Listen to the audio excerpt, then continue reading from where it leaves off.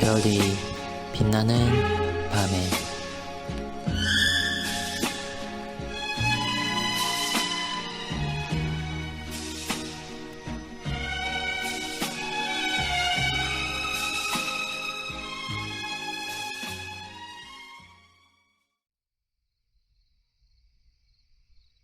(158문) 하나님의 말씀은 누가 설교할 수 있습니까? 하나님의 말씀의 설교는 그 일을 위하여 충분한 은사를 받은 자로서 정식으로 인정을 받고 부름을 받은 사람들이 하는 것입니다. 고린도후서 3장 6절. 저가 또 우리로 새 언약의 일꾼 되기에 만족해 하셨으니 의문으로 하지 아니하고 오직 영으로 함이니 의문은 죽이는 것이요 영은 살리는 것임이니라. 해설입니다. 하나님의 말씀을 잘못 해석해서 가르치거나 그로 인해 타인을 실족해 하면 그 받을 벌이 큽니다. 그러므로 충분한 은사를 받은 자로서 정식으로 공인된 자란 정규 신학을 졸업하고 노회, 총회에서 실시하는 강도사 시험에 합격을 하고 강도사 인허, 즉 인정받고 허가를 받은 사람이나 강도사 인허를 받고 목사고시에 합격하여 목사 안수를 받아 노회가 인정하는 목사가 된 자를 두고 한 말입니다. 159문.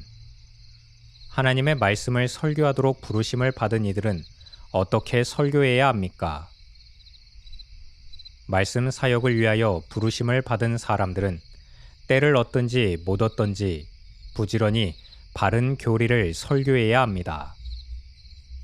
쉬운 말로 해야 하며 사람의 지혜로 사람을 끌려고 하기보다는 성령과 능력이 나타나도록 해야 합니다.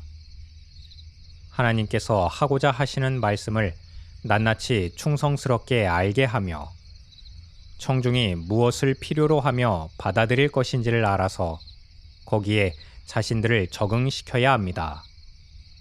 하나님과 사람들의 영혼에 대한 불붙는 사랑을 가지고 열심을 다하며 하나님의 영광을 목적으로 삼음과 동시에 사람들이 거듭나고 교화를 받아 구원에 이르도록 열심을 다해야 합니다.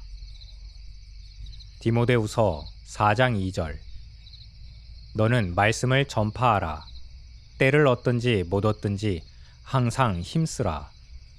범사의 오래 참음과 가르침으로 경책하며 경계하며 권하라. 해설입니다. 158문답에는 설교자의 자격을, 159문답에는 그 설교 자격자가 어떻게 설교할 것을 구체적으로 상술했습니다. 설교할 때에는 하나님의 모든 뜻을 정통교리에 입각하여 명확하게 전해야 합니다. 성령 하나님의 은혜를 간구하며 의지할 것이며 정통 노선의 신학자들의 성경 주석을 살펴보고 바로 전할 것입니다. 그리고 부지런히 전해야 합니다. 하나님의 말씀을 전할 기회는 항상 있으며 말씀은 속박당하지 않음을 알고 언제 어디서 누구에게든지 전해야 합니다.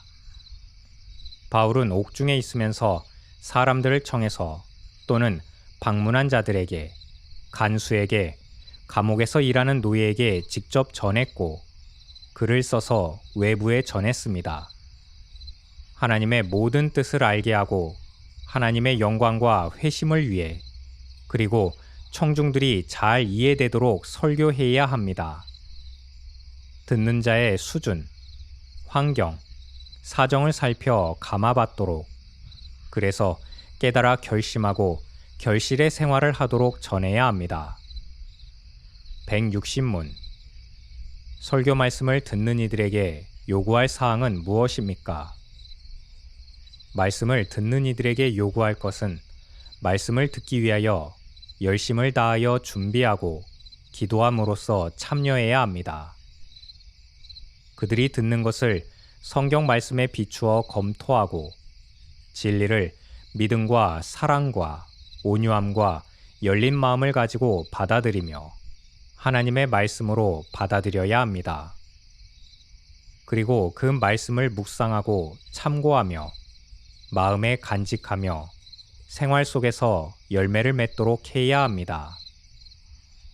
잠언 8장 34절. 누구든지 내게 들으며 날마다 내 문 곁에서 기다리며 문설주 옆에서 기다리는 자는 복이 있나니. 해설입니다. 예수님이나 바울의 설명을 듣고 악평하고 회방하는 자가 있었습니다. 설교자도 중요하지만 듣는 자가 바른 마음으로 들어야 결실이 됩니다. 예수님께서 마태복음 13장에 4가지 마음 상태를 비유로 설명하셨는데, 전하는 자와 말씀이 아무리 훌륭해도 듣는 자의 마음이 옥토가 되어 있어야 30에서 60, 60에서 100배의 결실이 됩니다. 설교를 듣는 자의 준비할 것은 부지런하고 성실한 마음으로 미리 잘 들을 수 있는 환경, 잘 들으려는 마음 준비, 기도 준비, 성경 준비, 시간 엄수 등 준비가 잘 되어야 합니다. 설교를 마음에 간직하고 생활 중에서 늘 묵상하며 그 말씀대로 마음에, 행동에, 생활에 실천이 되어져 말씀의 결실이 풍부해지도록 힘쓸 것입니다.